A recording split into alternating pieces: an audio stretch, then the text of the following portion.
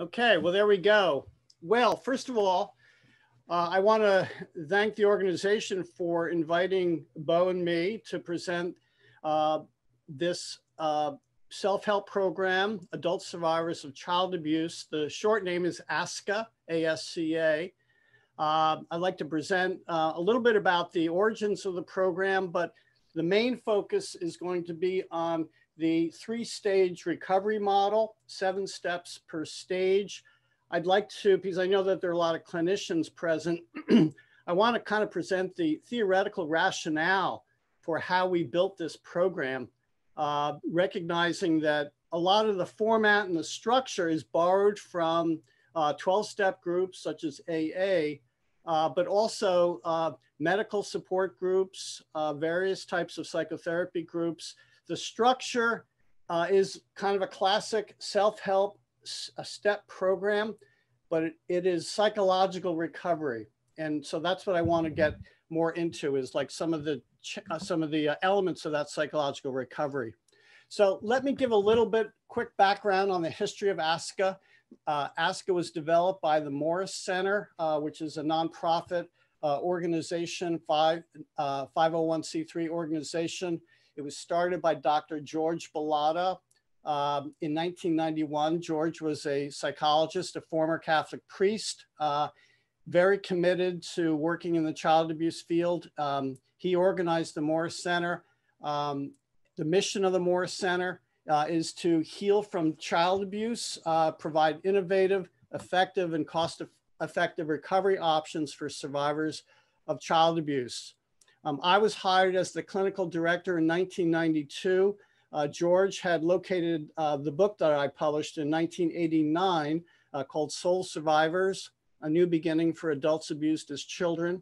This is one of the first books that came out that focused on all 4 types of abuse. Initially, the Morris Center was focused primarily on sexual abuse, but when I came on board, I really thought that based on my clinical experience working in the field, that we were seeing abuse constellations, sexual abuse and emotional abuse, for example, or physical abuse and emotional abuse, or all 4 types of abuse, neglect being perhaps the most pernicious, difficult type of abuse to experience. So we broadened the framework to all the kinds of abuse. And this organization, unlike many other programs, was both for men and women, which created some challenges, but we wanted to include men. I began the work in the field as a child psychologist. I worked in a poor part of San Francisco, and I was dealing with a lot of kids that were being abused. And I noticed the connection between children that were being abused and their parents' abuse history. And as a result of that, I started at some point shifting over to providing services for adult survivors of child abuse. This was in the mid-'80s, where people weren't really making the connection so much that childhood abuse had long-term consequences for adult functioning. I began, as I mentioned before, to do a group for men abused as children. And then from there, we kind of expanded the program. So George Bellotta, when my book came out, he called me up and said, this is exactly what we're looking for. We want to start a self-help group, and we like your recovery model. And so will you come on board and help us build this self-help group? And I was more than interested in doing that. So in 1993, and it's just amazing to me that it's that many years ago, we're approaching 30 years, the Morris Center recruited survivors in San Francisco to participate in building the program. We created what's called the Leadership Council. We put an ad in the local recovery magazines, and we had about 12 people that showed up and began working together on a weekly basis to develop a meeting format, develop guiding principles, the roles of the co-facilitators. We decided we were going to have 2 co-facilitators. All of these elements that resulted in this particular program had to be thought through and discussed. And this group, basically, all of whom are survivors, this group basically worked so hard over several months to put the format together. So we're talking about 28 years we've been in business. And the first meeting was in May 1993 at the University of California, San Francisco Medical School. And we found that UCSF was willing to give us a free room. And this became a model for all of the self-help groups, whether it's in a church or a hospital, community organization, whatever. Most people in the human service field recognize the problem and are willing to give free space for meetings. And that really eliminated the cost of having to pay rent for these meeting spaces. So we also created the first co-facilitator training in August of 1993. We always knew that training facilitators to run safe meetings was going to be a foundation issue because we had to create safety, safety, safety, safety. It kept coming up in the meetings over and over again, just because of the intense affects that people had that reported childhood abuse of any kind. In 1998, we put all of the materials on the internet, all the materials to launch the meetings. People could download these meeting materials. They give very specific directions on how to set up a meeting.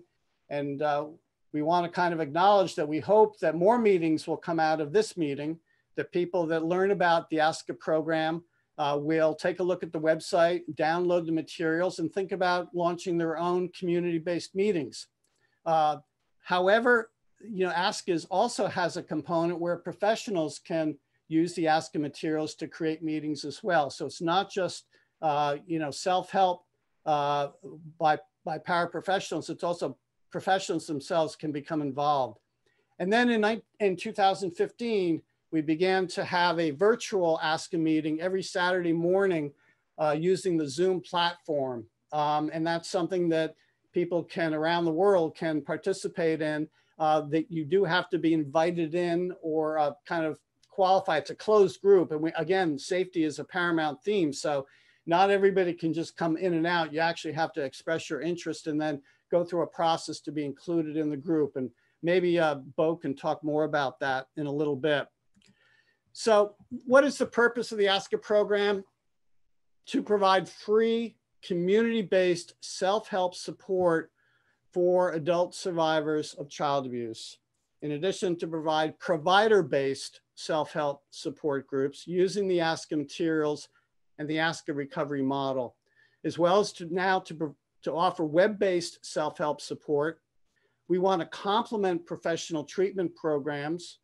For a while there, we were trying to negotiate with Kaiser Hospital, Kaiser Permanente out here in California, to host ASCA meetings. And we thought that it was going to work until the lawyers got involved. And then they thought that it was a little too risky for Kaiser to host meetings, even though they have 12-step meetings. So it made no sense to us, but that's the kind of resistance that we ran into in the early days. And then generally, we want to facilitate recognition of the global problem of child abuse through the dissemination of materials, the Soul Survivors book, and certainly in the meetings. There's a lot of information that comes out of when people participate in the self-help meetings. So in terms of guiding principles, and AA has a list of principles, the traditions, they call it, the 12 steps and the 12 traditions. We were working in that area to some degree, but basically the guiding principles have to do with the desire to recover from child abuse, and then to treat others with respect, empathy, and support in meetings. So again, the theme of safety, personal respect, personal autonomy is a key element of our program. Each meeting has the responsibility to function as the ASCA program materials dictate, meaning that we really want fidelity to this model. We're not there. There's no professional, in most cases, no professional oversight. So we really want fidelity to the meeting materials because we thought about how to structure this to make it safe. And it's the same thing with AA. You follow the steps. There's a ritual. There's a meeting process. And when people follow that program, we feel like it provides the necessary level of safety and structure and support that will help survivors recover. So obviously the purpose is to facilitate recovery, providing group support, personal expression, relevant information, and guidance by working the steps of the three-stage program. Each group is self-supporting, except for in-kind contribution from meeting spaces. Anonymity is a personal choice for members, and we respect that, and we ask everybody to keep people's privacy respected. Confidentiality of meeting content is respected and mutually enforced. And obviously, no violence or aggressive actions is tolerated, and violators will be expelled. And so occasionally we get survivors coming in who've engaged in past episodes of perpetration. That has to be handled very carefully and sensitively by the co-facilitators. Of course, they've been trained to deal with this, but obviously anything that affects the meeting security, the safety, has to be dealt with effectively by the co-facilitators, and they've received training for that. So just, I want to shift a little bit to the theoretical underpinnings of the ASCA model. It is a psychological model based on trauma theory, developmental theory, attachment theory, and ego strengthening. Okay, so it is not a spiritual program. People can have their own spiritual beliefs, but it is not like AA, which is essentially a spiritual program. But the meeting format, the structure, has been heavily influenced by the Alcoholics Anonymous 12-step program. In addition to medical self-help, here in the California, San Francisco Bay Area, David Spiegel, who's a well-known psychiatrist at Stanford, he developed medical self-help groups basically for breast cancer survivors. And he's done research to show that these medical self-help groups are tremendously helpful for people that are surviving mastectomies and other types of medical issues. So we borrowed a little bit from that literature as well as other psychoeducational groups. For example, my wife and I, who's also a psychologist, for many years here in San Francisco, we provided a group for engaged and newlywed couples. And we were using psychoeducational skills to build people's ability to be effective in their marriage. So skill-based groups are also part of the theme here. So what we evolved was this 3-stage, 21-step recovery model that identifies key tasks, strategies, and values to guide personal recovery. And that may sound like a lot, 21 steps, but originally I thought that it would take 36 steps. And I remember when I was talking to my editor at Prentice Hall about this book, way back in '87, I believe it was, they thought that 21 steps was far too much. They wanted a lower number. They wanted me to make it a 12-step program. How about relying on 12 steps? And of course, you know, we didn't want to be too identified with the AA model. So, and also the reality is that recovery from childhood abuse is more complicated than recovery from substance abuse. I mean, many of the people that come into our program have substance abuse issues, and we urge them to deal with that at first, preferably, or at least concurrently. But there are a lot more steps. The long-term effects of childhood abuse on personality formation, identity formation, functionality, is significantly more complicated, and we needed a more robust program. That's what we were hearing from people, survivors who were going to AA because they had no other place to go, is that, you know, it wasn't meeting their needs because it wasn't comprehensive enough. So we tried to build a comprehensive program. In fact, what we're doing is we're integrating, it's an integrated change model based on self-help and professional help intervention. And in the Soul Survivors book, there's a chapter for self-help and there's a chapter for professional help. And we encourage people to use both interventions. And we think that it is complementary to be in an ASCA self-help group and in psychotherapy at the same time. So, and then the Soul Survivors book has functioned as essentially the ASCA big book, similar to the AA big book. Let me dig in here to the 3-stage ASCA recovery model. It's easier to organize around 3 stages rather than 21 steps. We'll go into the individual steps in a minute.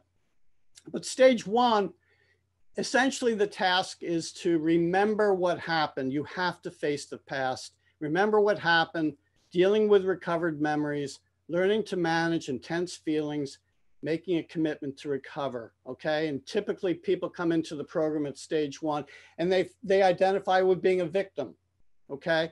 Stage 2 is mourning, which is basically connecting with the impact of the child abuse on adult identity and functioning, working on specific abuse-related issues that must be addressed to heal. This is where people feel like they're a survivor. You know, they're beginning to, they know what happened to them and they have an idea about what they have to do to recover. And then stage 3 is healing. You might think of it as an identification with being a thriver, building a healthy, functional self, thriving in all aspects of life and sustaining those capacities over time. So this brings up a key point. We want people that come into ASCA identifying with the victimization to leave that eventually behind. We want them to develop an identity that says, yes, I experienced this during childhood. Yes, I had to make changes in my adulthood to manage my recovery. But basically, we want people to say, but you know what? At whatever age, 25 or 30 or 35 or 55, we have people all over the age span. At some point, we want them to say, I've left it behind. I always remember what happened, but it's not holding me back in the way I want to be in the world. We want them to have an identity of effective, functional, caring, loving adults that are able to parent well, support others, to enjoy all the benefits of life. We want them to throw off all of those leftover sequelae from the childhood abuse experience. And a lot of that has to do with developing a different identity, where they're not identified by their victimization or even their survivorship. They're identifying with their desire to be thrivers in the real world, okay? So that just gives you a little bit of an organization about how the program from a macro point of view came about. So let me dig into the first step. And this is the nuts and bolts of the theoretical model. And, you know, I was trying to identify and label all of the steps that people need to go through, I believe, as a clinician, in order to recover from childhood abuse. This first step here is I'm in a breakthrough crisis, having gained some sense of my abuse. So when I wrote the book back in the late 80s, as I said before, a lot of people didn't have a lot of awareness about child abuse. And so people were having what we call breakthrough crises, meaning that they were running into some trigger. In this case, it was my flyer that I put around San Francisco trying to recruit people, men who were abused as children. And I put it up at UCSF. And I would get calls from men that said, I saw your poster. I don't know what's going on, but I feel really weird and I'm really upset and I feel really anxious. I have no idea. I think I'm going crazy. So what's going on there? What's going on there is that basically they got triggered. Some of this material from the past kind of blew past their psychological defenses and temporarily overwhelmed them, disoriented them, possibly dissociated them, and they felt weird. They had no way to understand what was going on. They called me because my number was on the flyer, and I'd call them back and I said, look, you got to come in because maybe there's stuff in the past that's coming up and is not being defended by your psychological defense structure. And so, you know, you're in a bit of a crisis.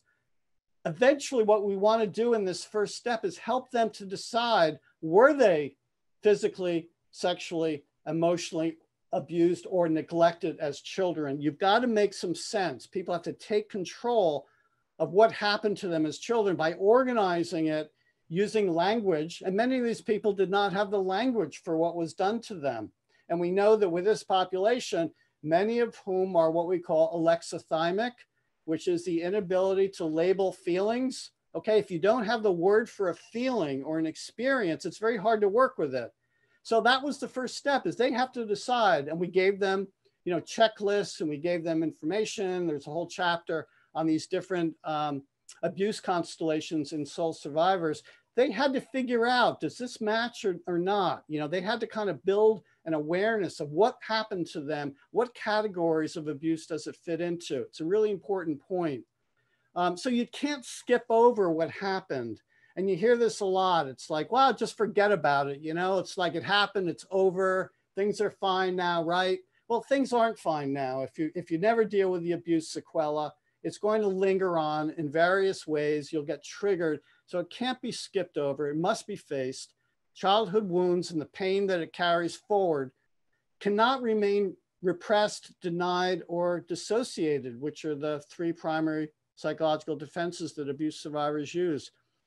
And part of the reason is that it requires too much psychic energy to keep the abuse memories and affects associated with those memories repressed or dissociated. You put a lot of energy into holding things down, you have less resources for creative development. So they must be expressed, or they can morph into unhealthy expressions such as self-injurious behaviors. We know that that's a common class of symptoms for abuse survivors. Substance abuse, another common class of symptoms. For some, violence and other forms of acting out. We know that if you don't deal with the abuse, it's going to kind of it's going to leak out in other ways. So nowadays, the abuse, child abuse there's more recognition, but many people are still not dealing with it to the extent they need to deal with it. And, you know, if they do it, you know, the whole thing about people leave therapy when they're less in pain, right? So they do a little bit, they're less in pain, but then they don't go all the way. And we want people, you know, this is a 3-step program. It's going to take you all the way to being a highly functional adult. And we don't want people stepping out after they resolve the stage 1 or part of stage 2. We want them to continue with the program. Key to this whole program is the idea that responsibility for the abuse is on the parents. This is stated explicitly in our opening presentation. For each meeting, we go over a list of statements that are made. Responsibility for the abuse is on the parents. Responsibility for recovery is on the survivor. Okay, you've got to be clear that you have to step up and deal with this issue. We're also beginning to identify feelings of shame and anger, which are 2 key affects that must be addressed to help the survivor move forward. In particular, shame being self-blame, you know, early abuse, early neglect, lack of attachment. The child, you know, internalizes that they must be responsible for how they're being treated. They want to protect the image of the ideal parent, so they turn it against themselves. You may be interested to know that turning against the self is a common psychological defense that was first described by Anna Freud. She's the first one to identify turning against the self, and that is a key psychological defense for abuse survivors, and it's the cause of self-sabotage, negativity, undoing yourself. All of these things comes from that one defense. Also in the stage 1, as you can see from this, commitment to recovery. People need to make a commitment, as they do in AA, to sobriety. They need to make a commitment to recovery to face the everyday challenges of rebuilding one's life.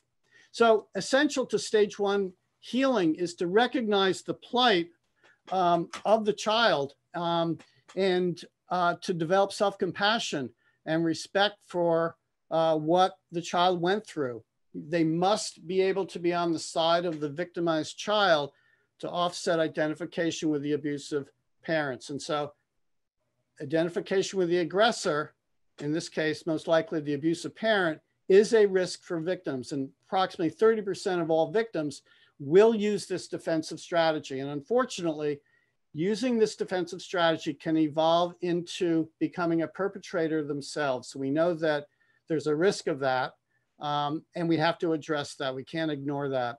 So some abuse victims cannot separate psychologically from parents for fear of rejection or fear of reprisal or fear of loss of self.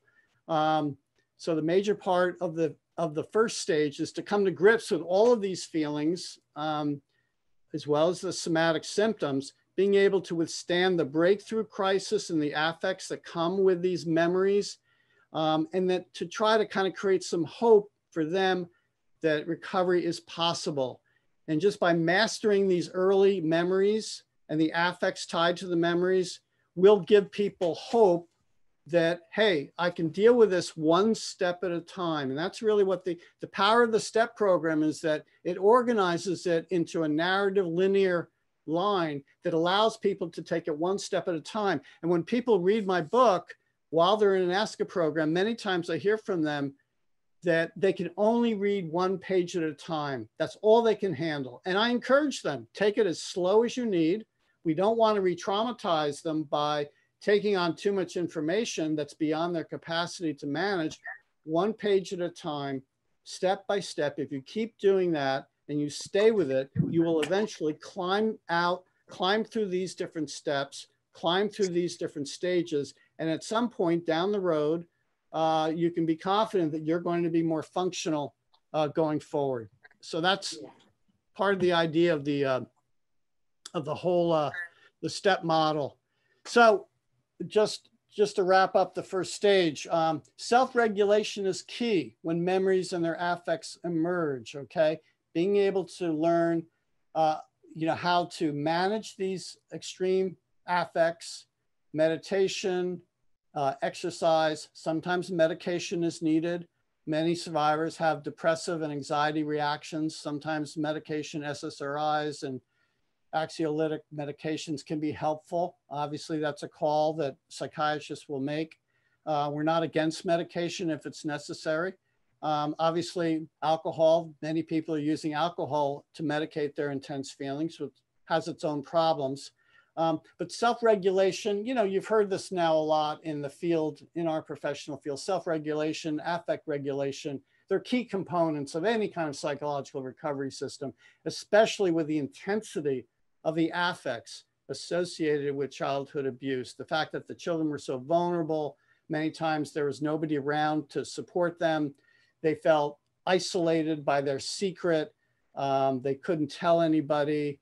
The dysfunctional family was in control of the beliefs and the attitudes, and they were basically isolated. And so we're trying to kind of reverse that again through this idea of social connection, being with like-minded people that went through similar, more or less similar experiences. Hearing other people's stories affirms and normalizes their own experience, which counters shame. The normalization, oh my God, I thought I was the only one that this happened to. Well, it turns out it's actually happening to a lot of people. And 4 people in the group are talking about the same thing. It normalizes it, and it cuts into the sense of, I was abused because I'm different and I'm ashamed. Okay. So stage 2, mourning. This stage is primarily about 2 things. Let me just change this here. And so I made an inventory of the problem areas in my adult life. So this is similar to what they do in AA, right? We borrowed it from AA, this taking of the inventory idea.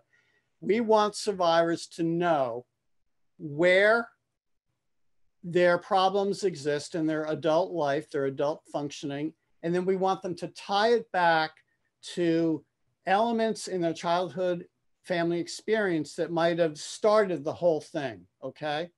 So we want them to take responsibility. It's like building your own treatment plan, identifying parts of oneself connected to self-sabotage. Again, self-sabotage is such a key component of the problems that abuse survivors have.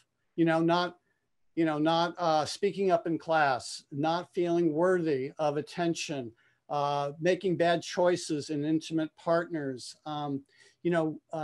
not taking care of themselves financially, or not speaking up for themselves at work, or whatever it might be. Self-sabotage is an across-the-board dynamic. We immediately want them to learn, well, am I doing any of this? Am I doing any self-sabotage? We want to engender a self-reflection about, hey, I have to be objective with myself. How is my life? What am I doing that serves my interests? What am I doing that does not serve my interests? Also, the anger issue, finding outlets for aggression. Boys that get beat, most of them have problems with anger. It's as simple as that. Girls that get sexually abused, many of them have issues with their sexuality, comfort around sexuality. We know that childhood abuse backgrounds makes you at more risk for further abuse. So we want you to develop the awareness of choices that you're making. Do they fall into that category of leftover abuse symptoms, or are they healthy alternatives to that reaction from the childhood? Again, this goes to the issue of faulty beliefs and distorted perceptions about myself and others, okay? Some of this stuff is very unconscious, you know, like certain personalities. If you had a narcissistic parent, you can find yourself gravitating to a narcissistic teacher. It's familiar. It doesn't mean that you like narcissism. It just means that that's what you're used to. But you have to have the self-awareness, the developing self-awareness to see when the past is starting to intrude into the present and affecting you in negative ways. So a key thing is letting yourself have whatever feelings that come with the realization of that the parents were supposed to love you, but they actually failed you when they chose abusive behaviors directed at you. That's a key thing, is making the separation from the abusive parent. You have to kind of separate from them. You have to see that they were the offender, you're the victim, and that now you have the responsibility to rebuild your life. And following these steps, addressing these very specific issues, you know, attitudes and distorted perceptions and negative beliefs, low self-esteem, all this stuff has to be faced. And you want to replace it with self-compassion and the courage it takes to face the past, especially when it was so horrible. So taking responsibility for these adult problems is really and can be empowering and threatening at the same time. Making change sometimes creates uncertainty. People worry about whether they're going to be successful or not. That's part of the whole abuse thing. Taking risks. People tend to be pretty cautious. You know, they're afraid, they're in a self-protective mode. This idea that you have to grieve the childhood and grieve, mourn the loss of the parents that you idealized. No one likes to sink into sadness and grieving the loss, okay? It's disempowering. Guys in particular, they're more comfortable with anger because it's activating. It gives them a sense of power and control. But the fact is that you were a child and there's profound vulnerability that you have to face. So no one likes really experiencing that loss of power, that vulnerability. It feels passive, never ending. I hear people talk about it makes me too vulnerable. It's disempowering. It's very tough to respect those feelings, especially the feeling of shame, because shame is like a furnace, right? It burns really. The closer you get to the shame, the more you want to just run away because it makes you feel like shit. You know, it's like a self-blame. It's like, I'm horrible. And, you know, the shame has to be accounted for and dealt with and minimized over time. And it's tough to kind of touch those feelings, mourning and shame. It's tough to kind of be working on these issues because you have to get close to them. You have to dig into them. And it also, you know, the anger is activating, but it also creates risks that it can lead to aggression and violence. So some of these steps are more difficult than others, depending on the abusive background that you came from. But self-sabotage, anger, shame, negative distorted perceptions and cognitions and attitudes and beliefs, negative beliefs about self and other. You know, child abuse is an interpersonal crime. It happens between two or more people, including the child. And so humans are going to be experienced as dangerous, potentially threatening. And so a lot of the work that we do in ASCA is to try to repair those attitudes and beliefs about other people, reducing the fear that they're going to harm you and trying to develop capacity to connect and gain support. You can think about it's a transaction, it's an exchange of emotional resources. I support you, you support me. We also want during this stage to help survivors to identify the triggers in different situations, the symptoms.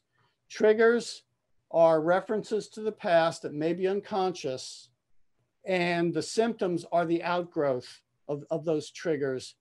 Typically, it comes up in complicated, risky situations, any kind of public speaking, anytime where you're spotlighted, where the attention's on you can make survivors very uncomfortable. All of those situations where people are triggered And obviously a lot of people are triggered in intimate relationships, or, sitting for an evaluation by a boss. That can really bring up any kind of authority issues or power issues, can bring it up.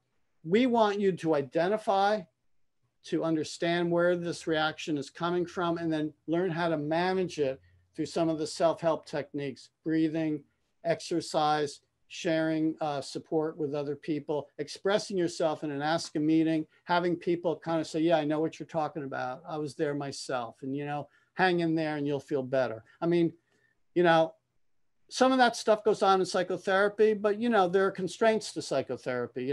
Psychotherapy is one, approach that isn't as personal as what we see in ASCA meetings, where it's a person-to-person connection that means so much for survivors that felt so isolated by what they went through. We also, during the stage, want to reinforce personal rights and choices on who they want to be. Taking power to say, this is who I want to be, this is my ideal, and whatever issues might come up, they have to accept that and believe that they have a right to be who they want to be. And then finally, we come to stage 3. I don't want to overuse my time, Avatel, so if I'm running out, please tell me, okay? I think you're going to hand the virtual mic on to Bo in about 5 minutes. Okay, great. So stage 3 is the healing stage, and this is learning how to thrive in the world. This is where you start to leave the abuse stuff behind. You start to say, hey, I got a second chance to be the person that I want to be, and I'm going to follow these steps. And if I do these steps, I'm going to develop skills and capacities that are going to serve my interests for the rest of my life. So putting all the changes together, deploying them in the raw moments of your everyday life. That means Could you advance the slide, Dr. Gannon, so we can see it? Oh, yes, thank you. Thank you for reminding me. So putting all this together, obviously we want you to be able to function in intimate relationships better, at work or school, in parenting situations. Obviously child abuse is an intergenerational crime. We want to kind of stop it now for each family that where there was an abusive parent. We want the next generation survivor to parent differently. This is one way that we kind of shut it down, is to kind of help people work through their abuse and then be the kind of parent they would have wanted for themselves. Okay. So we want people to learn to anticipate opportunities, to feel entitled, to pursue their self-interest. And we're not talking about being selfish. We're talking about being self-full. Okay. We want them to have the same opportunities as everybody else. We want them to pursue opportunities, to not hold back or play it safe or don't think they're entitled. Healthy entitlement is something we talk about. We want people to feel healthy entitlement. We're not talking about narcissism when we talk about healthy entitlement. We're talking about the right for you to have your share of all the riches that life avails us to. So the process of recovery in this stage is a daily event. Changes in life situation will present new challenges, obviously the pandemic being a good example of that. And that may require making additional changes. So you have to be able to make necessary changes. Sometimes, that means facing your drinking, for example, or facing, in certain situations, I'm working with a client now, and he has leftover remnants from his abusive relationship with his father, and they're coming out with his 4-year-old. And we're talking about that, and we're working on changing that. It's like he just gets triggered in certain situation when the kid kind of starts to cry. He has this reaction. So we're trying to disentangle the past from the present. So at some point, you have to land in a state of resolution about the childhood abuse, meaning that, we're not saying that you're going to forget about it, but what we are saying is that you have to almost draw up a concluding statement about the childhood abuse, which is really kind of a summation of what you make it to be. You're putting it to rest by having an accurate understanding of what happened and why and who is responsible, and what you can do about it. So examples of a summary statement would be, you know, I was born into a family who were unprepared to love me and parent me in a healthy way. Or the abuse almost destroyed me, but I prevailed, which, you know, shows my strength of character. Or I was just unlucky in who I got as parents. A concluding statement that allows you, whenever you think about the past, you go to that concluding statement and say, this is what I know to be true based on my abuse experience. And it kind of allows you to put a period and kind of protect yourself from kind of getting sucked back into the past. Now, if you find that you're getting sucked back into the past, it may mean that you're not really, you haven't really worked it through as much as you need to. But we want people to have the sense of moving beyond the abuse, okay? And, you know, that means arriving at your own meaning and doing all the things that got you to stage 3 in the first place. So look, there are goals that define mental health. And by definition, if survivors can execute these functions and tasks on a sustained basis, they can and will thrive in the world. And the whole program is set up to bring people through these stages that start with facing the past, forcing them to take account of how this has affected them, working through those issues, and then reemerging in the world with a very different approach that really supports their continued development as people and as adults. So let me stop here. I don't know if there's time for questions. Maybe we need to go to Bo and maybe have questions after if there's time. Avatar, whatever you think is right, I'm fine with. Yeah, I think a good idea would be to do all the questions at the end, whether it's a question for you or for Bo. So thank you so much, Dr. Gannon. Wow, that was so much to take in for 45 minutes. And you did it so beautifully, so thank you for that.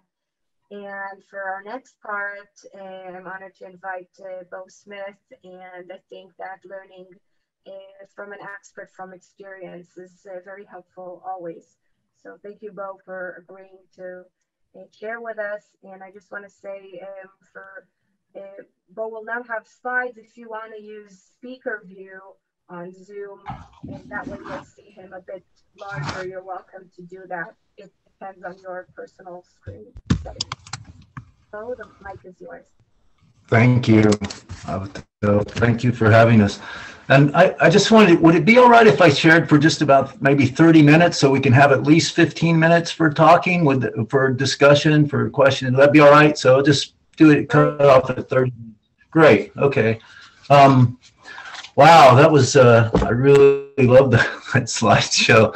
So my name is Bo, and what I'm going to try to do in just a brief period of time, this 30 minutes, is sort of share what it's like as a survivor to go through the steps. I actually, just for sort of a trigger alert to survivors that are there, I'm just going to share a little bit about where I came from, and I'm just going to maybe a minute or two. So if you want to, I'll go like this when I'm done, or like this, come back when I'm done.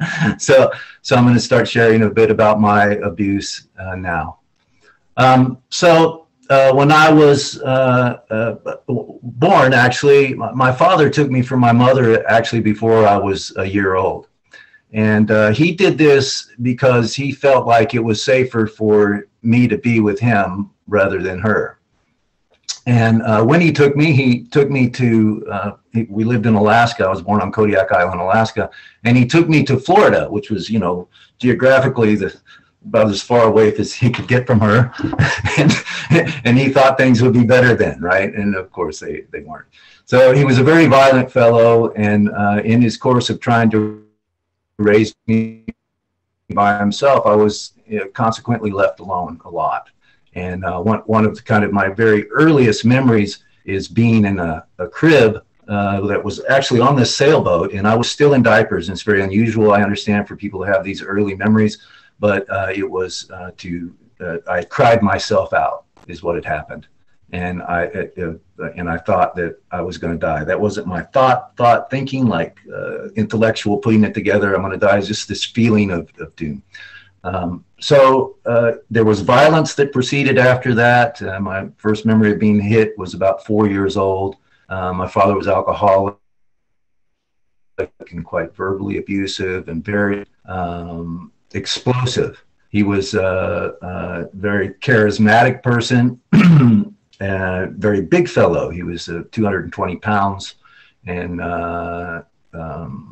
quite overbearing. And he was like to fight other men as well. We ended up landing in Texas at about 5 years old, and I have seen him in fights with other men, and lots of yelling and screaming, profanities, and that sort of thing. So he was a violent fellow, and it happened. Lots of beatings. I've had some sexual abuse in my life. He was a builder that spec build, which is speculation building, where we would go build a place, and then as soon as it got done, we would move out and go build another place. So I never actually lived in a finished house, but we did a lot of moving around. Okay, come on back. That's about it. So,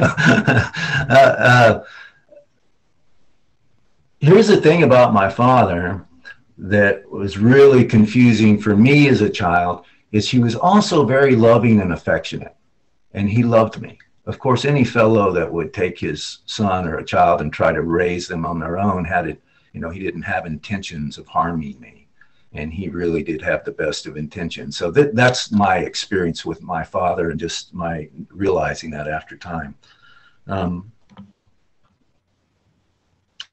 I had my first psychotic break at about 27 years old, where I ended up in a hospital because of severe depression. And I didn't really know what was going on with that. I just thought there was something wrong with me, that I was just weak-minded, that I didn't really have an idea of like, okay, it was childhood abuse is the problem. Because at that time, I had gotten married and gotten divorced and had acquired a pretty good drinking problem. So I decided that I needed to go to Alcoholics Anonymous, which I did. And about 2 years into that program, actually working it, as they suggest, going through the steps and really doing these inventories, some of the things that Patrick alluded to in the 12-step program, it started, it started bringing up all this shame. And I would say that had a lot to do with depression coming up. So as a result of that break, I was working at that time in the oil field industry with a company that had really good insurance. So I got to have some good therapy there and had this realization. And I would say that's when my true crisis was, this first stage. That realization was, I need to sort of make sure see my time here. Yeah. So that realization was that, much of the reason the way I am has to do with how I was trained as a child to react, and how I was trained to try to create some kind of safety in my life. And I would say in that breakthrough crisis, coming in that room and talking with the therapist, those first conversations with that therapist, and she would ask me, how I would say these sort of scenes that I've already talked about, violent scenes or bad things. And she would say to me, how did that feel? And I would say, I don't know.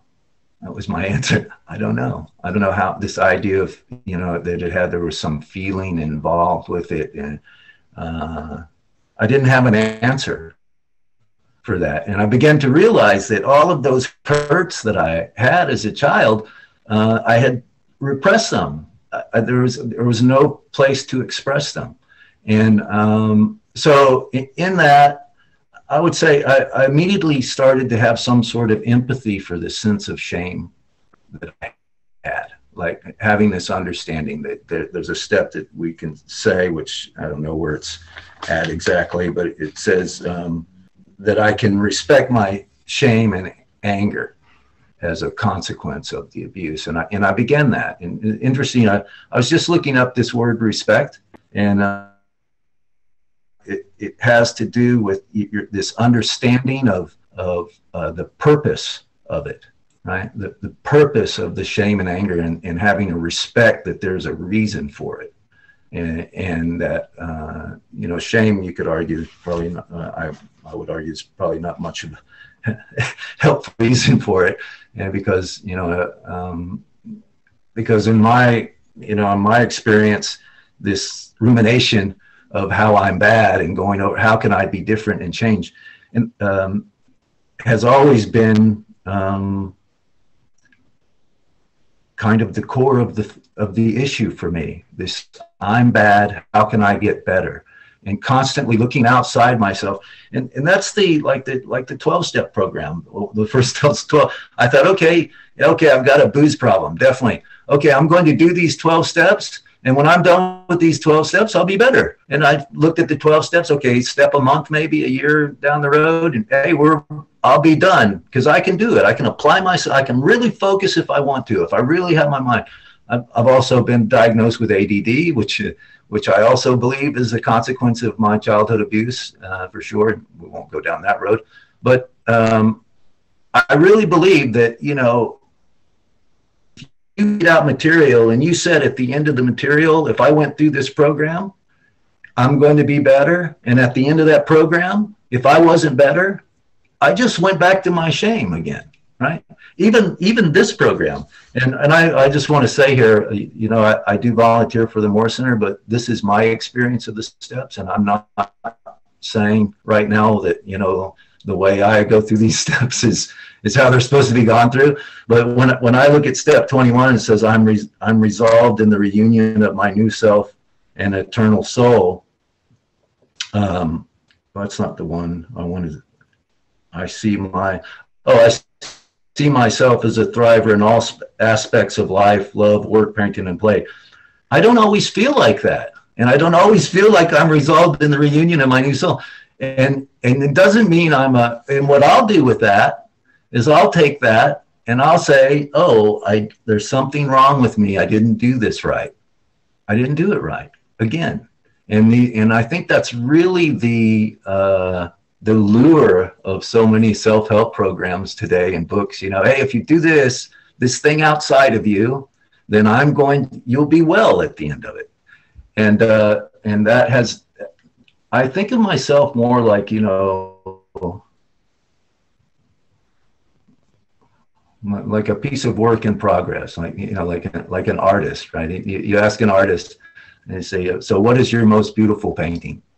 And I think a real artist would say, you know, of course we're all real artists actually, but he would say, or she would say, I haven't done it yet. It hasn't happened. I haven't made my best. And I think that's what we are as human beings. You know, what's the best you ever were? And I don't think anybody said, well, maybe some people do. I've seen them say that. Oh, when I was in my 30s, that was the best me. And now I've just gone downhill ever since. And usually if you meet somebody like that, they're not very happy looking, are they? So I don't think that way, right? So I'm thinking that, and yet there's a danger for me also in this healing journey. And to speak about coming to ASCA. So let's just move on to that. When I came to ASCA, I was quite aware of my childhood abuse. And I came to ASCA in 2003, thereabouts. Yeah, that's right. About 2003, 2002, 2001, maybe even. And actually went to the meeting that Patrick was mentioning at UCSF. They had held that room all those years. So I found that meeting, and it was so fun. Where it was is this obscure room, and they had these arrows, and you had to walk down hallways, and it was like going through a maze to get to the room, actually. You had to really want to go to this meeting if you want to go to this meeting. So I got to the meeting, and when I got inside, I don't know how to explain it except that there was just a sense of quiet there. The space was quiet. And there's a training that we give to co-facilitators here, is that setting up the tone of the meeting is quite important, you know, and it's suggested that before we go in the meeting that, you know, we center, take a breath, you know, relax, and sort of bring that tone into the space, make it spacious, spacious. It's space here. This is a safe space, having that kind of feeling. And then when I sat through the meeting, I realized that these facilitators were reading off of this script. And I realized they weren't really deviating from the script. They were just going back. And then everybody had these timed, like everyone had the same amount of time to talk, right? And were given an opportunity to talk if they wanted to. They could pass, right? And so all of these little nuances of the meeting, clearly a safe meeting, reading the guidelines out front, in front of the meeting. Generally before meetings, we have listed, especially today, it's highly recommended that each person be given a screening before the meeting. That didn't happen in my case. I just showed up at the meeting this time, found it. But I was immediately impressed by the sense of quiet and calm and safety, and then watching people share their process of the emotions that they were feeling in a way where they weren't screaming or yelling or even, I mean, sometimes they were crying, but they were able to stay composed and share about how their internal world was expressing itself in their outward experiences. And they would be able to articulate that. And sometimes there were, you said, when I don't want to say that's the term loss of composure, but we would become overwhelmed by emotion, right? And even sometimes, we have this co-facilitator model, which is quite important, because even as a co-facilitator, we're also survivors, we can also be triggered by content. And the ability to say to my co-facilitator, hey, I'm really feeling kind of spacey here, or I'm feeling really agitated, and can you sort of take the next few lines, and sure, or the interventions, right? Many times, this is another thing that I really loved in the beginning about the meeting, is that there is a place in some meetings, our meetings, where there's a piece for giving supportive feedback. And it's very explicitly stated that we only give supportive feedback. There's no criticism. There is also a category in some meetings for informational feedback. Well, let's say, I found this source of information helpful, and just share that.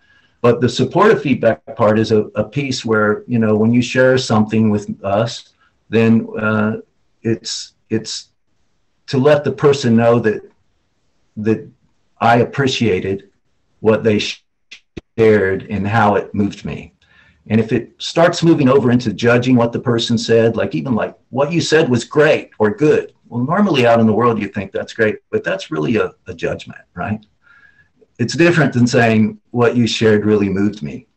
And that sense of psychological safety that gets created in those groups because of the co-facilitation, because I know that nobody's going to say that to me. And if it happens, then there'll be an intervention, which is very difficult for co-facilitators to do. It's never easy to do, but the training really helps for us to feel safe. And of course, when we're feeling safe, then things tend to come. Things come up, things percolate, and we're able to process them. So I noticed that immediately in the meeting. And it was just more of a feeling before the meeting ever started. There was that tone. And I think it came from a deep understanding of the purpose of what we were all coming together for.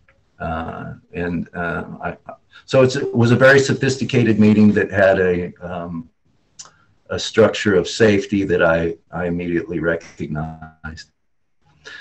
And then, after going on to the meetings, going over and over again, I realized I started doing trainings, but just part of my own recovery process, early on in about my first year, and I had found ASCA meetings, and I had gone through a whole gamut of different kinds of medications for depression and anxiety, and just didn't find them helpful.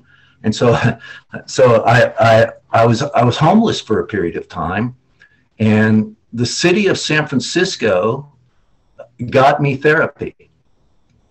And in that therapy, they sent me to a division of the city mental health structure that they had set up.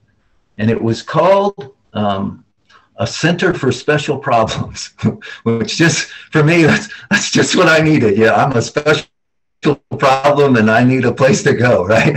And so it really fit. And there was such a lovely guy, and I would take my Survivor to Thriver manual in with him, and we would actually go through the steps. So one day I come out of this therapy, and there's a peer there, a peer person sitting at the desk. She's welcoming, and she's so happy. She's just beaming. She's so happy. It's just, and how are you doing? Oh, I'm doing fine. I'm going to come in. And she says, I said, you seem really happy. She said, oh, no, I said something. Yeah, I think I'm going to, do what I can about really getting into some meditation.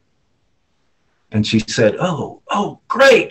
Hey, I know just the place. And she introduced me to these 10-day Vipassana courses. And so that was in 2005, was my first meditation course, 10-day meditation course, silent meditation course. And I did not tell them the truth. Like, I didn't tell them I was a trauma survivor, because I saw when you're filling out the form, if I didn't tell them I was on any medications. I didn't tell them any of that. And I sent this invitation to some of my old meditation teachers. So if any of you are seeing this, I'm sorry I lied to you, but that's what happened. Because I knew they wouldn't let me in, and I had sort of this gut knowing that that's what I needed to do. I needed to get within, heck with all of this outside stuff. And again, here's my attitude. I'm going to drill down into the problem. I'm going to get to the core of this issue, and I'm going to get better and fix it. And same with the steps, actually. With the 21 steps, okay, more than 12, all right, but hey, I can do them. And same kind of idea. I'm going to go in there, okay, I'm going to remember for a while, I'm going to mourn for a while, and then I'm going to be healed. Same kind of thinking. And I'm going to do it as fast as I can. And there's this adage of time times intensity equals results, right? So you can do something over a long amount of time with little intensity, and you get a result, or you do something with great intensity over a short amount of time. And I was in the latter school, and I've since switched over to the other school. So, and I would say that's a result of recovery, actually, to realize that, in fact, drop by drop, the water pot's filled, right? And I have to say that's really, even today, that's sort of one of the cores of my things to remember. So I know I really want to have time for everyone to share too.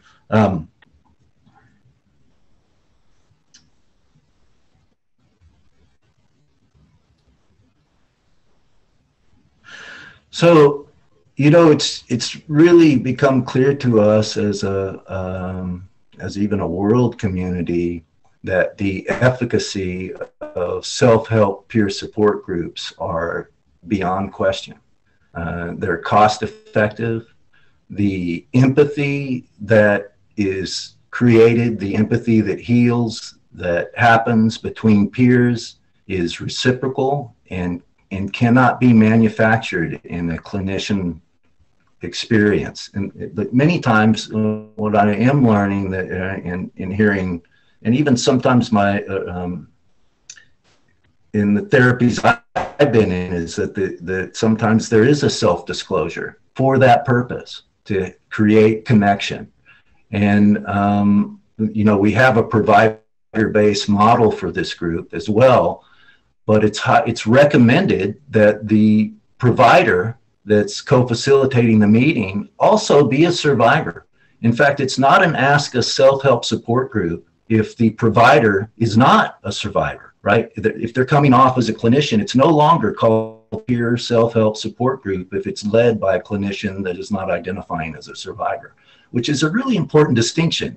and I think really lends to understanding that well, you know, we had this Me Too movement. A friend of mine says, what are the two most healing words in the world? Me too. Two most healing words in the world. Me too. And that's that whole idea of normalizing that Patrick was taught. But I'm not unhappy. You had the same egoic reaction. Your ego got damaged too. And that was the thing about the 12-step group. When I went into the 12-step group, there was this sort of this idea that the ego is bad, and the ego needed to be sort of subdued and subverted, and even violent words such as destroy your ego, your ego, those kinds of things, right? Which didn't doesn't help a wounded ego. Says ego that I'm wounded and you want to kill me. Right, instead of starting to help and to get those relationships built back up again. And another thing that also strengthens, this ego being able to share with other people out in the world. So I want to just go back really quick to this idea of meditation, thinking I would get in meditation and get healed. Well, so I actually did become quite involved in meditation and took up a regular practice, daily practice, and really got agitated, actually, doing this meditation work. And what would happen for me is I would be meditating and basically have memories, and the instruction was to be still and keep your eyes closed, right? Definitely not because I didn't disclose to them I was in trauma. Nobody said that they were trauma informed. Nobody claimed trauma informed. None of the meditation teachers did. And so when they keep your eyes closed, I keep my eyes closed. When they say don't move, I don't. And so there I was having these memories, having this sympathetic nervous system response, sitting totally still and trying to observe but not able to. And really, really, I would have to say, harmed myself. And so I just wanted to share that with all of this mindfulness meditation movement that's been happening these years, that there is trauma-informed meditation, and it's quite different, very strict guidelines about what people say meditation is. And my whole idea about meditation has changed. And in fact, I would say it's very simply put, is meditation for me is just simply the ability to relax in the world, right? And to be myself. Very simple. Not much just to be able to relax and be myself. So, so I just wanted, and I would really like to see some of the larger organizations that are doing meditation. Really, there's a fellow named David Trelevine who's doing great work here in the Bay Area. He does mindfulness training for doing trauma-informed work, and really great ideas about getting grounded. And that's my healing today. Being the part of healing is having tolerance, because I still have some things still come up for me, and I still have emotions around, and I don't really quite understand why I'm reacting in a certain way, right? So my coping mechanisms still are, for me today, are to really grounding things. Hey, I'm here, I'm in my house, I'm talking to people, I have plenty to eat, it's warm in here, it's beautiful, it's nice outside, I feel my seat in the chair, I feel my feet on the floor. It's very important. And just anchoring, because otherwise I can start ruminating. So those were very valuable things to get from the meditation training, and I'm grateful I went through that. I wish I had, well, I don't know. I think if I would have told them the truth about the trauma, they would not have had me there. That's why I didn't tell them. They wouldn't let me in, and I knew I needed it. So I don't know. I don't know if I'd done anything different, but I ended up serving a lot of courses. It was a good experience for me. So I think we're coming about to the end. I wanted to point out that Jessie is here from the Morris Center. She's the president and is one of the founding members. Is when she was on the first council that came together with Patrick when Patrick gathered everybody up. And she's been at the helm of the board of directors for, so all these years now, and does co-facilitator training. So she's here as well and available for questions along with Patrick. But thank you and yeah, I think I'll just leave it at that. And just want to say also, Avital, thank you so much for having us. And thanks for really all the great work that you're doing. And Esther, and I forgot the other young lady that was here with us. I'm sorry. Sorry about, Esther and Dejan. Yes, Dejan. Yeah, yeah, thanks for having us. And it's so inspiring and encouraging to know that people are trying to, address this early on instead of waiting until everybody gets old like me. Thank you. Well, thank you so much, both you and Dr. Gannon, for a really inspiring talk. Dijon, I know we have some questions as well as comments in the chat. Do you want to help us see what we've got there? Karen is also here, who answers she answers the emails and all the queries for the Moore Center. Yeah. Hey, Karen. Yeah, there's Karen. Yeah. So our first question that we received was from Nikki, who asked, can a person successfully move through the steps without full recollection? I understand the importance of facing memories as they arise, but will the lack of memories hinder recovery? Okay, I'd be happy to handle that question. Memories come up into consciousness are the ones that need to be attended to. It's coming up for a reason because there's strong feelings attached to it.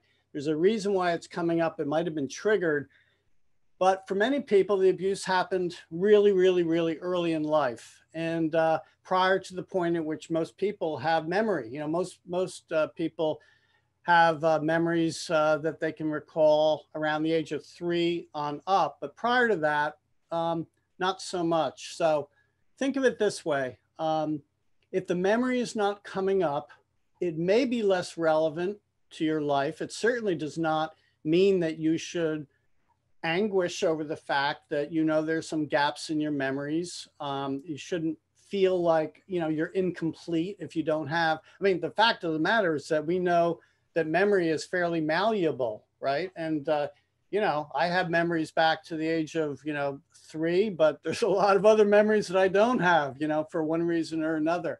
So no, it doesn't have to stop you at all. The idea is that when the memories come up, they're coming up for a reason and they have to be dealt with. If you deal with whatever memory that comes up, you'll be fine. And the other memories that don't come up, maybe they're less relevant. And so I wouldn't kind of see that as any kind of a barrier if you don't have. Now, obviously, the more memory you can have, age 3 and on, the more clarity you have about what your experience as a child was. And that's obviously going to be helpful. But, we're not perfect creatures. We're not going to have 100% memory recall about everything that happened. So don't wrap yourself around the idea that you have incomplete memories. I'm working with someone right now and he says that he has no memories from birth to 8 years old. Well, that tells me that probably something bad happened to have that level of psychological defense where he doesn't remember things back at age 6, 7, or 8. Most people do. Most people can remember their house that they lived in or their school or their teacher or whatever. So in some cases, we do want to kind of bring the memories up, but we want to respect that they're going to come up in the way they come up. And, we have this whole issue about false memory, which happened years and years ago, which, was a real complicating factor for many survivors. And therapists need to be careful about not over-interpreting or getting ahead of the client's surfacing of feelings. You've got to be very respectful that what comes up is their experience. And you're in the passenger seat, driving with them down on the road toward reclaiming more and more memories. So the answer is no, don't worry about that. Just deal with whatever memories do come up. Thank you, Dr. Gannon. And I'll lift up, we have a comment from Karen, who it looks like is a survivor who's been through the support group, and she shared it hasn't hindered her recovery. I only have a couple memories, and as I am fully aware of the repercussions as an adult, so I focus on working through those. Over time, additional memories will reveal itself to me as I'm living my life. So okay, Lisa asked a question. How will this work for pre-verbal trauma, including break of attachments in adoption or infant abuse? Well, the earlier the onset of abuse, you know that the more harmful it will be. Those early attachments, when they're broken, for a good example would be somebody that loses their parents early in life, maybe goes into a foster care situation, or the old days we called it orphanages. Those early attachments, broken attachments, obviously can be very harmful. At the extreme, it's what we call failure to thrive, right? Those of you that work with infants know that if infants are not held and responded to, their needs are not responded to, that in some cases they actually die. Failure to thrive, hospitalism, is that babies that are not held and everything tend to not thrive. So we have this failure to thrive, which is another type of child abuse. But as people get older, they get away from those early negative or neglectful situations. Hopefully they're finding other people. And I hear this all the time when I work with survivors, is that it was a teacher, or it was a coach, or it was a friend's mother that, made all the difference. One person. I mean, Yuri Bronfenbrenner, who's a psychiatrist in Chicago, he's long gone now, but he talked about the fact that you just really need one adult that's crazy about you. That's what you need. You don't necessarily need two parents. You need somebody that shows interest, where you can have an attachment, and you can attach to anybody. Hopefully you make a good choice in who you attach to, because sometimes the attachments are with the wrong people that want to exploit you or take advantage of you. But you can rebuild those attachments. Remember one thing, is that we now know that people are capable of changing their brain over the entire lifespan. We call this, some of you, I'm blocking on the name, neuroplasticity. You know about neuroplasticity is how you use your brain. You grow your brain in the direction of how you're using it. So you are capable of attaching to somebody that becomes almost like a parent substitute. And obviously it's going to be different because there's not a biological bond. But remember, you want to attach yourself to good people. You want to build that capacity to both receive love and attention and to give it. It's reciprocal, okay? And you can develop that attachment relationship with a teacher, a coach, clergy, as long as they're appropriate, as long as they have boundaries, as long as they have your best interest in mind. That can be reparative. And we know now from the neurological research, Eric Kandel got the Nobel Prize for discovering that, hey, the brain is continuing to grow and evolve over time. And that's very, very hopeful sign here for abuse survivors. It's not like you can't bounce back or respond or fill in the gaps. You can, but you have to make good choices in who you're with. Thank you. Sure. Okay, Jason with ASCA in London has a question. He says, the program refers to parents or other adults as abusers, with the responsibility for any psychological injury laying squarely with them. To me, that's quite a powerful aspect of the program for helping to deal with shame.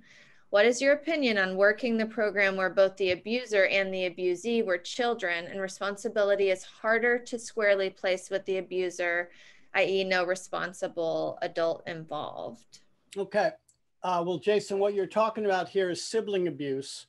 And sibling abuse happens in families that are neglectful, where the parents have kind of given up executive control of the family.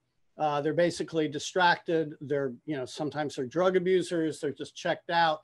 And what happens is that siblings then can cross the line, cross boundaries, and either bully the kid, the younger kid, the less powerful kid, or, abuse them physically or sexually. So sibling abuse, in my experience, comes from primarily neglectful families. And the effects can be almost as profound as parental abuse. And a lot of it depends on what actually was being done to the child. Were there any positives about the sibling relationship? Typically it's not always 100% bad. Usually there's some bad stuff that's going on, but maybe there's some good stuff or some connection, some opportunity. What's interesting is that people that are physically abused sometimes feel the connection with their abusive sibling, and they're getting something out of it. They're getting attention if they are being completely neglected by the parents, but they're also internalizing some pain, some anger as a result of the physical abuse. So it's very complicated, but sibling abuse can be just as devastating as parental abuse. A lot of it depends on what's the power differential between the abusive sibling and the victimized child, how much of an age gap, how much terror is involved, how much threat is involved.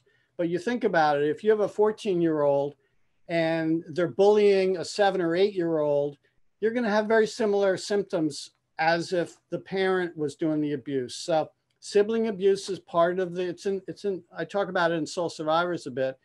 As I said, it primarily comes in families where there is neglect, and people need to recognize that there are going to be long-term effects from being abused or being bullied.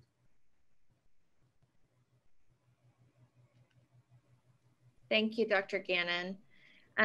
Okay, we have a question from Kyla, who asks, as communities are becoming better at considering mental health initiatives community-wide, there is a focus on destigmatizing symptoms of mental health, but it still feels like there's a strong stigma against admitting abuse in households or families. Is the Morris Center or you, Dr. Gannon, ever consulted or work with communities to admit and address the prevalence of abuse or neglect beyond just the survivors who are addressing it?